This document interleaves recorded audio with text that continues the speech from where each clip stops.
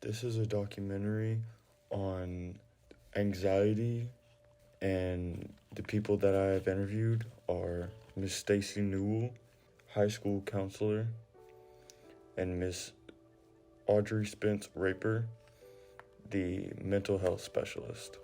I would say it's intense, excessive worry about situations that you're in or you get put in. There's different ways to look at it. It can be, would you say, more personal? Yeah, I think environmental. I do. I think everyone has their own version of anxiety, and so it's very different for each individual person. It could be fear, it could be rapid heartbeat, it could be... Yeah, so like the physical aspect, so what your body feels. So you have the rapid heartbeat. Sometimes we get sweaty, or we get like fidgety, hard to move around, pins and needles in your hands. You can feel that nauseous feeling, rapid heartbeat, nausea, we said that, nausea, get real hot, things like that. I'm a school counselor for Lakeside High School. And I'm the mental health professional or mental health therapist for Lakeside. It's different for everyone. Yeah. It really is. It is. Like, what did I say? Like changes in plans, big crowds, tests, speaking, public speaking. Just feeling really overwhelmed and not enough time. I'm trying to think, like situations with friends.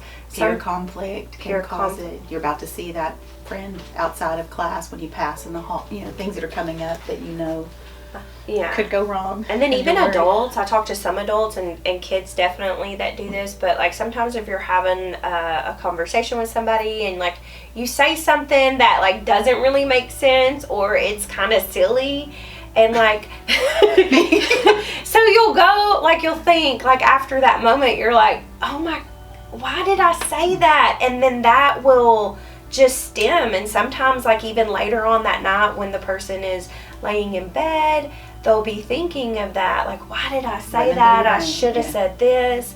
So sometimes just social, like just being social can cause anxiety. Okay. We talked about some of the physical aspects of the rapid heartbeat and things like that. It could, insomnia, so you could stay up and not get any sleep just because you're laying there and you have all this, like you're feeling overwhelmed, you have all these emotions or thoughts running through your mind of things that you needed to get done. Or sometimes anxiety can affect your appetite, where you can't eat in certain situations, or you don't want to eat when you're anxious, or maybe because of something you're anxious about, you can't eat. So what could cause anxiety would be being put in a new situation. It could be, like for me, like changing like plans last minute, like changes. So you're prepped for something and then something changes all of a sudden. I know with a lot of students that I work with, like I see that a lot. Speaking in front of people, this video gives me a little bit of anxiety, just out of my comfort zone. I know what it is. We work with it daily, but to answer specific questions makes me anxious. And so it's some of that is just I don't know, not really lack of confidence, but lack of confidence in speaking eloquently about something. And I think that our student body feels that a lot with classroom setting, having in front of your peers, like speaking one-to-one with a student. I don't struggle with that, but speaking globally for a video, it's harder. So big crowds for sure, definitely. Public speaking, and sometimes that sets a student off too. Do I sit in the front of the classroom, or am I more comfortable in the back of the classroom? So sometimes that small change can make a huge difference with a student's level of confidence and ability to learn in the classroom. Little things. Definitely. And of course, there's test anxiety. There's just all kinds. All kinds, yeah. for one, when you are in that anxious moment, taking some deep breaths, like, a counted breath, or that we talk about the figure eight. The figure eight breathing. We have a little sheet that we pass out. We have coping skills lists that we try to pass out to the students that they could use.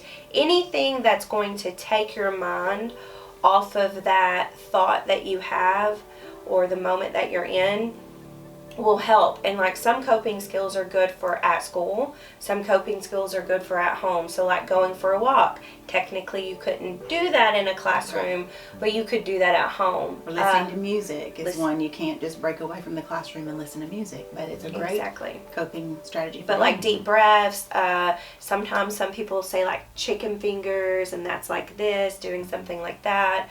Lemon squeeze. There's doodling. Sometimes you could do that in class, like you could draw something on your paper, count, different things grounding, like that. You want to talk about grounding? Oh yeah, we could do grounding. So the grounding technique is really good. What you do is you use your 5 senses, and just to kind of help you be in the here and now. So you would sit there, if you start to feel yourself get anxious, you would look, and so sight. So you would go 5 things that you can see, 4 things that you can hear, 3 things that you can smell, 2 things, or 3 things that you can touch, 2 things that you can smell, and 1 thing that you can taste. So you just go by your senses, and it kind of helps you be in the here and now. I totally recommend talk therapy. So going and talking to either Miss Knoll, Miss Beamster, Miss Parks, or myself, talking with someone. But like things that what was the question that you could do right now? Yeah.